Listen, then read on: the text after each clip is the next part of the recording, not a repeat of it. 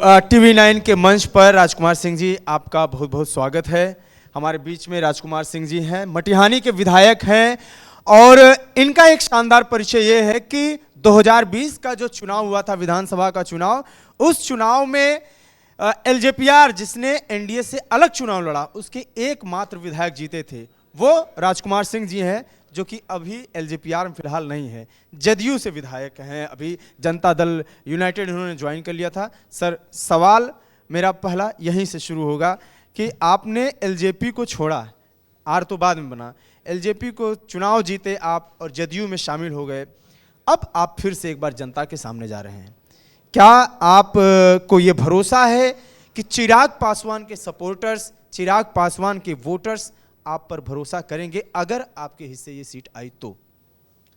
देखिए, पहले तो आपका बेगूसराय की धरती पे बड़ा बड़ा स्वागत है, हम लोग कर रहे हैं।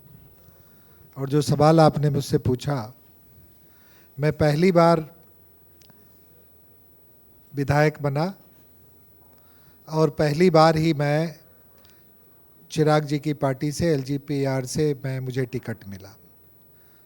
इससे पहले मैं किसी भी राजनीतिक दल का, किसी भी राजनीतिक संगठन से मेरा कोई डायरेक्ट सरोकार नहीं था।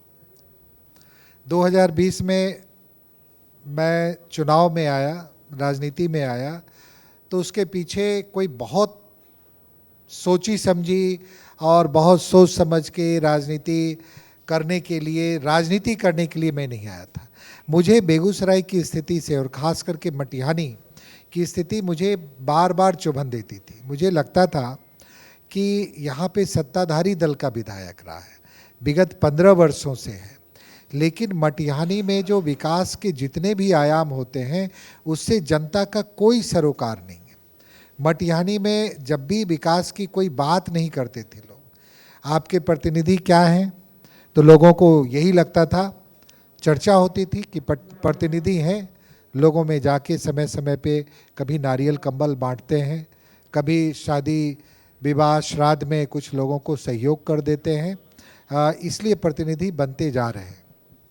लेकिन वहाँ की सड़कें, वहाँ की शिक्षा की व्यवस्था, वहाँ के स्वास्थ्य की व्यवस्था, इन सारी चीज़ों की चर्चा लोगों में तकलीफ़ होती थी, लेकिन उसको एड्रेस करने का कोई भी रोड मैप मुझे नहीं दिख रहा था। तो मैं भी 2010 से यहाँ पे बेगूसराय में आके रहने लगा और यदा कदा आने जाने लगा, लेकिन 2014-15 के बाद से मैं यहाँ पे काफ़ी समय देने लगा। यहाँ पे मैंने अपना व्यवसाय भी शुरू किया, तो मुझे लगा कि यहाँ की मूलभूत जो चीज़ें हैं मटिहानी की, उससे नीतीश जी की सरकार में, जो कि इतना डेवलपमेंट ओरिएंटेड सरकार है, जो बिहार का सर्वांगीण विकास लगातार 15 वर्षों से कर रहा है, ये 20 की मैं अपनी सोच बता रहा हूँ, वो मटिहानी क्यों नहीं बढ़ रहा आगे। तो मुझे लगा कि राजनीति में आना चाहिए, राजनीति के माध्यम से मटिहानी के लिए कुछ करना चाहिए।